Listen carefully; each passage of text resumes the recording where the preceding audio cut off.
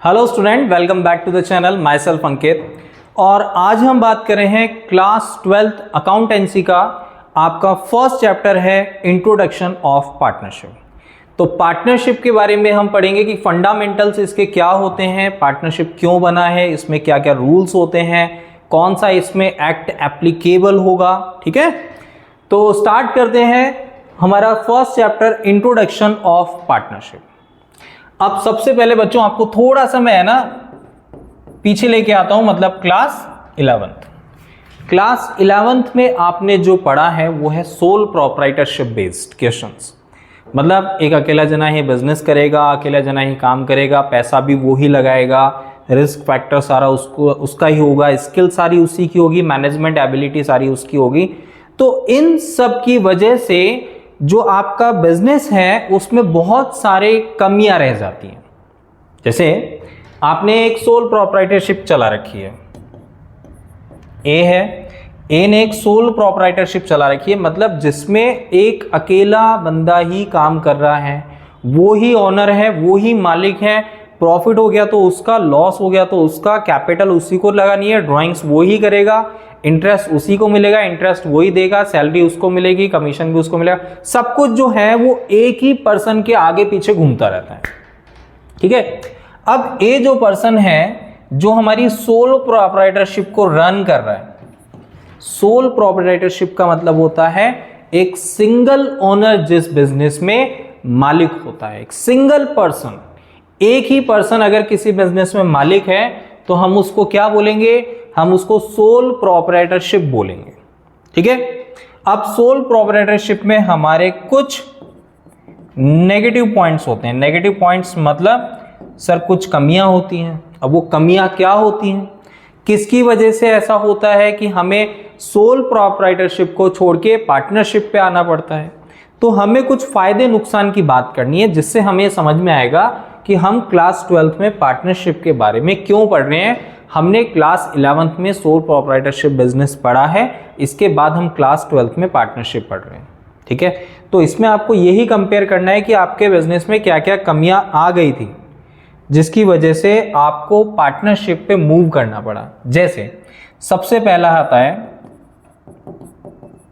Limited capital, फिर आता है आपका स्किल्स, फिर आता है मैनेजमेंट एबिलिटी, और फिर आता है आपका एब्सेंस लॉस, और फिर आता है लास्ट में आपका रिस्क फैक्टर। ये हमारे कुछ पॉइंट्स हैं। इन पॉइंट को आपको नेगेटिव पॉइंट ही कंसीडर करना है, तभी आप पार्टनरशिप के बारे में समझ पाओगे। ठीक है, तो सबसे पहला जो पॉइंट है वो क्या है सर, लिमिटेड कैपिटल। एक सिंगल पर्सन जहां ओनर है वहां उसकी जो कैपिटल होगी वो कैसी होगी, लिमिटेड। मतलब एक ही बंदा है, जैसे एक बंदा जो है वो अपन ए एज्यूम कर रहे हैं और वो 2 लाख रुपए लगा के बिजनेस स्टार्ट कर रहा है, तो उसकी कैपिटल कैसी होगी, लिमिटेड। वो 2 लाख से ज्यादा लगाएगा, कितने लगा देगा, 3 लाख लगा देगा, 4 लाख लगा देगा, 5 लाख लगा देगा। ठीक है, तो उसकी कैपिटल क्या है, लिमिटेड है। दूसरा स्किल्स, मान लो वो किसी एक काम में बहुत एक्सपर्ट है, किसी एक पर्टिकुलर काम में बहुत एक्सपर्ट है, तो आप जो उसकी स्किल है वो उसकी लिमिटेड होगी, वो उसी काम में एक्सपर्ट है, उससे बाकी काम नहीं होगा। जैसे मान लो अपन मूवीज देखते हैं, तो मूवीज में हम उसको बोलते हैं भाई फलाना आदमी हीरो है। उसको हम हीरो क्यों बोलते हैं, क्योंकि उसकी बॉडी बहुत अच्छी होती है, उसके लुक्स बहुत अच्छे होते हैं, वो एक्टिंग बहुत अच्छी करता है, वो फाइटिंग बहुत अच्छी करता है। ठीक है, तो ये सब खूबी होने की वजह से हम उसको क्या बोलते हैं, हीरो है। हीरो इसका मतलब उसमें बहुत सारे स्किल्स होने चाहिए, उसमें लुक्स होने चाहिए, उसका बॉडी लैंग्वेज, उसकी फिजिक्स, सब कुछ बहुत अच्छा होना चाहिए। मीन्स टू बी परफेक्ट अगर वह है देन हम उसको बोलेंगे हीरो। ठीक है, जिसके लुक्स अच्छे नहीं है, जिसको एक्टिंग बहुत अच्छी आती है, तो वो हीरो बनने लायक नहीं रहेगा। तो कहीं ना कहीं कोई कमी आ जाती है, तो उसी के बारे में हम बात कर रहे हैं। तो स्किल्स उसमें सारी सब कुछ नहीं होंगी। उसके बाद आता है मैनेजमेंट एबिलिटी। मैनेजमेंट एबिलिटी होता है बिजनेस को मैनेज करना।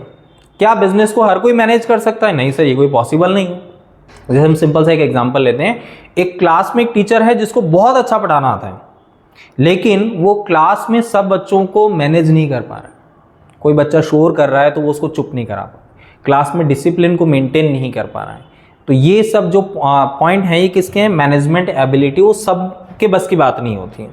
फिर आता है एब्सेंस लॉस। इसका मतलब अगर इसको पार्टनर को कहीं आउट ऑफ स्टेशन जाना पड़े तो ये अपना बिजनेस बंद करके जाएगा। ठीक है। इसके बाद आता है हमारा रिस्क फैक्टर। इसका मतलब क्या हुआ, इसका मतलब ये हुआ कि अगर लॉस है तो उसी का है, प्रॉफिट है तो उसी का है। ठीक है।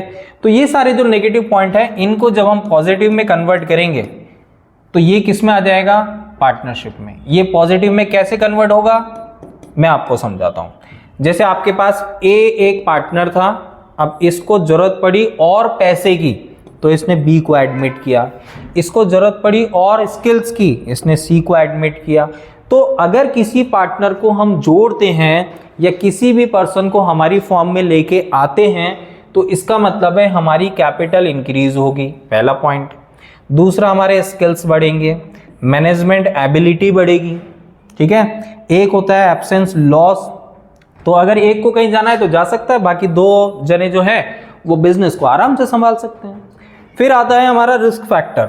रिस्क फैक्टर मतलब पहले प्रॉफिट सबको मिलता था, अब 3 जनों में मिलेगा। पहले लॉस एक ही जना उठा रहा था, अब 3 जने उठाएंगे। तो ये हमारा पॉइंट ऑफ व्यू है। इन सारे नेगेटिव पॉइंट्स को अगर हमें पॉजिटिव में कन्वर्ट करना है तो इसका मतलब हमें पार्टनरशिप को यूज करना है, पार्टनरशिप पे मूव करना है, जिससे हमें हमारे बिजनेस में हम ग्रो कर सकें।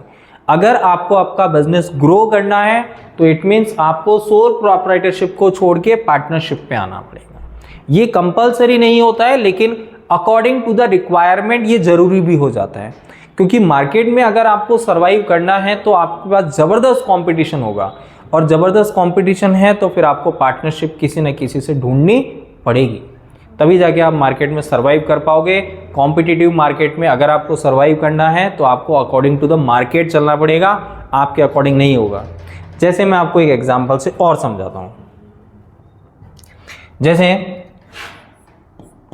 ये किसी की शॉप है, ठीक है, और इसके पास में ये एक सिंगल पर्सन है, इसके पास में एक और शॉप खुली सेम ही आइटम की, ग्रोसरी आइटम मान लेते हैं। इसमें हमारे पास 2 बंदे आ गए, इसने अपनी फ्लोर बढ़ा दी और बढ़ा दी, तो यहाँ पर क्या हो रहा है, ये एक सिंगल पर्सन है, लोग इसके पास आना आप कम कर देंगे। क्यों? सिंगल ओनर है, कभी कहीं जा सकता है, छुट्टी ले सकता है। ठीक है। और 2 पार्टनर हैं, एक को जाना पड़ा तो दूसरा बिजनेस संभाल लेगा, दोनों ने मिलके बिजनेस को बड़ा कर लिया है। लोग इनके पास ज़्यादा आएंगे, लोग सोचेंगे इनके पास मटेरियल ज़्यादा होगा। अब एक एग्जांपल और, अगर आप नॉर्मल किसी ग्रोसरी आइटम की शॉप पे जाएंगे और डी-मार्ट जाएंगे तो आप सबको अच्छे से पता है कि डी-मार्ट में हमें डिस्काउंट ज़्यादा मिलता है। ग्रोसरी आइटम में आप जाएंगे, किसी दुकान पे जाएंगे, आपके आसपास की जो किराने की दुकान है उधर आप जाएंगे तो आपको डिस्काउंट नहीं मिलेगा, लेकिन डी-मार्ट में जाएंगे तो buy 1 get 3 free, buy 1 get 2 free, ये इतने का ऑफ है, ये इतने का। ये क्यों होता है? ये इसलिए होता है क्योंकि जब बिजनेस बढ़ेगा आपका तो आपका सेल्स भी बढ़ेगा, और आपका सेल्स अगर बढ़ रहा है तो आप उस सेल्स में जो प्रॉफिट कमाओगे उस प्रॉफिट का छोटा सा पार्ट आप अपने कस्टमर को भी दोगे कि भाई हम इतना कमा रहे हैं, ठीक है, अब हम 2 बॉटल के साथ 1 बॉटल फ्री दे रहे हैं, तो इसमें नुकसान तो हो रहा है कंपनी को, लेकिन उसका फायदा क्या है कि इसका मतलब ये हुआ कि वो जो एक आपने बॉटल फ्री दी है उसकी कॉस्ट वो अपने प्रॉफिट मार्जिन में से रिड्यूस कर रहे हैं टू अट्रैक्ट द कस्टमर। ठीक है। तो पार्टनरशिप में यही हमारे लिए सबसे इंपॉर्टेंट है कि अगर हमें हमारा पैसा बढ़ाना है, हमें अपनी कैपिटल को बढ़ाना है, तो हमारा बिजनेस जरूर ग्रो करेगा, और बिजनेस हमारा ग्रो करेगा तो ये सारी चीजें हमारे लिए यूजफुल होंगी। ये सारे जो हमारे सोल प्रोप्राइटरशिप के नेगेटिव पॉइंट थे ये सारे ही पॉजिटिव में कन्वर्ट हो जाएंगे। ठीक है। अब बात आती है कि पार्टनरशिप जो है उसमें एक्ट कौन सा यूज होता है, 1932, और सेक्शन कौन सा यूज होगा, सेक्शन 4। पार्टनरशिप में एक्ट यूज होगा 1932 और जो सेक्शन है वो यूज होगा 4। अब सबसे इंपॉर्टेंट कि जो पार्टनरशिप होती है वो कैसी होती है। सर पार्टनरशिप हमारी अनलिमिटेड होती है, लेकिन अगर हम हमारी पार्टनरशिप को लीगली रजिस्टर्ड करवाते हैं तो उसमें हमारा एक्ट यूज होता है LLP। LLP का मतलब होता है लिमिटेड लाइबिलिटी पार्टनरशिप।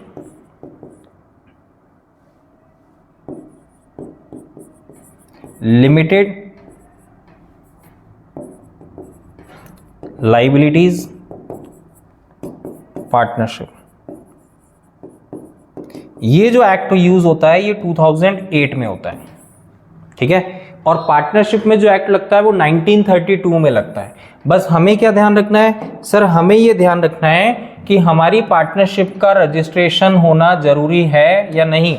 नहीं sir, this is not compulsory, मतलब ये जरूरी नहीं है कि हम हमारी पार्टनरशिप को रजिस्टर्ड करवाएं, लेकिन आपके लिए ये कंपलसरी है कि आप अपनी पार्टनरशिप को लिमिटेड लाइबिलिटी पार्टनरशिप एक्ट 2008 के अकॉर्डिंग रजिस्टर्ड कराएं।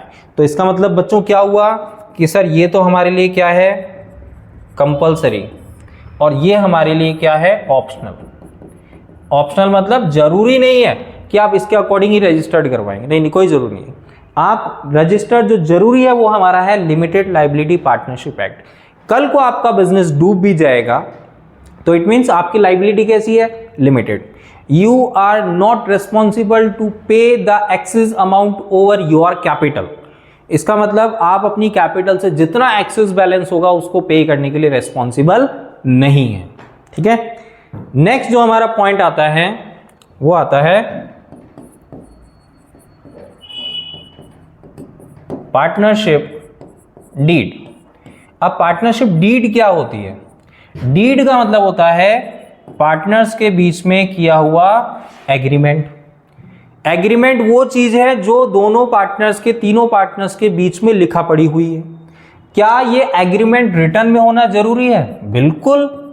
रिटर्न में नहीं होगा या ओरल होगा तो उससे क्या होगा, आगे डिस्प्यूट होंगे, झगड़े होंगे, आगे झगड़े होंगे, कंफर्म है। क्यों? क्योंकि आपने रिटर्न में कोई एग्रीमेंट करा नहीं, ओरल में करा है। कोई किसका भी प्रॉफिट मांग रहा है, कोई ज्यादा मांग रहा है, कोई कम मांग रहा है, कोई सैलरी मांग रहा है, कोई बोनस मांग रहा है, कोई कमीशन मांग रहा है, कोई आईओडी नहीं दे रहा है, कोई फॉर्म के डॉक्यूमेंट यूज कर सकता है। तो इसका मतलब है कि पार्टनरशिप डीड मतलब पार्टनर्स के बीच में जो डॉक्यूमेंट होते हैं, जो रिटर्न डॉक्यूमेंट होते हैं, जो आपसी सहमति से सारे पार्टनर्स मिलके बनाएंगे, उसको हम बोलते हैं पार्टनरशिप डीड। इसमें कौन कौन सी चीजें आती हैं? ये हमेशा कैसा होना चाहिए बच्चों? रिटर्न। ओरल तो ये पॉसिबल नहीं है, तो ओरल के लिए आप सोचना मत, ठीक है। तो ये हमेशा रिटर्न होना चाहिए। इसमें क्या क्या चीजें आती हैं? जैसे इसमें कुछ डिटेल्स आती हैं, इसको मैं आपको एग्जांपल से बताता हूँ। जैसे आपने है ना कहीं एडमिशन लिया, स्कूल में, कोचिंग में, या किसी भी गेम में पार्टिसिपेट किया, कहीं भी, तो आपसे एक फॉर्म फिल करवाएंगे।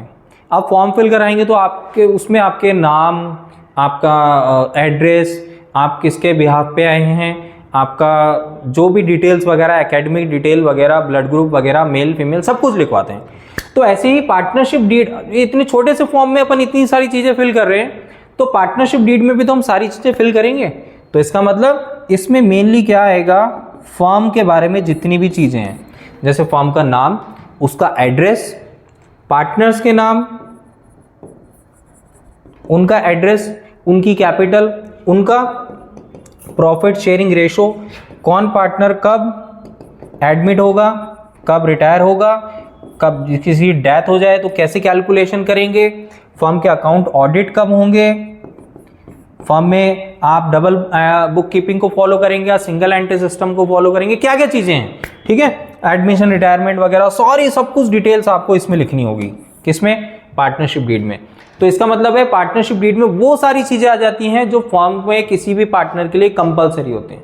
फर्म का नाम, पार्टनर्स का नाम, उनका एड्रेस, फर्म की capital, profit sharing ratio, admission, retirement, death, goodwill का वैल्यूएशन, गुडविल का अकाउंटिंग, फर्म के अकाउंट ऑडिट कब होंगे, फर्म अपने बुक का डबल बुक कीपिंग पे रखेगी, सिंगल एंट्री सिस्टम पे रखेगी, और फर्म में डिसोल्यूशन कब होगा, फिक्स्ड है, नॉन फिक्स्ड है, क्या है, सब चीज़ें, सारी डिटेल्स आपको यहाँ पे लिखी होगी। अब दूसरी बात आती है कि अगर आपका जो पार्टनरशिप डीड है वो क्या है, ओरल है या फिर साइलेंट है। साइलेंट मतलब चुप, कोई कुछ नहीं कह रहा है, कोई लिखा पढ़ी नहीं हुई है, तो वहां पर हमें क्या ध्यान रखना है कि हमारा प्रॉफिट शेयरिंग रेशो किसका, पार्टनर्स का प्रॉफिट शेयरिंग रेशो इक्वल होगा। किसी भी पार्टनर को इंटरेस्ट ऑन कैपिटल या इंटरेस्ट ऑन ड्राइंग न तो लिया जाएगा न दिया जाएगा। सैलरी, बोनस, कमीशन किसी भी पार्टनर को नहीं देंगे। कोई भी पार्टनर फर्म के डॉक्यूमेंट को यूज कर सकता है, उनकी कॉपी ले सकता है। And the last, the most important point कि interest on partners loan, partner के लोन पे जो इंटरेस्ट है ना वो आपका 6% जाएगा, अगर क्वेश्चन में मेंशन है तो भी, नहीं मेंशन है तो भी।